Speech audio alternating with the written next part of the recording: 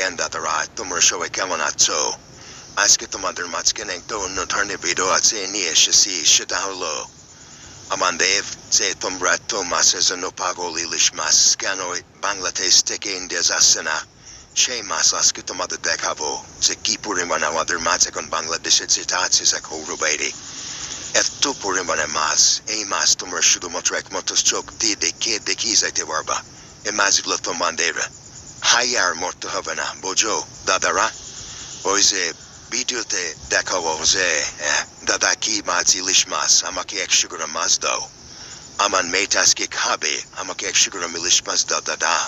আরে দাদা, আমরা যে মাছ খাই এ মাছ তো তোমরা চোখেও দেখো না, আর এখন তার ইলিশ মাছ তো তোমরা চোখে দেখবা না কোনোদিনও। দাদারা শুধুমাত্র আফসুস করো, আফসুস, কপালটা এখন কপাল। ইলিশ মাছগুলো দেখছো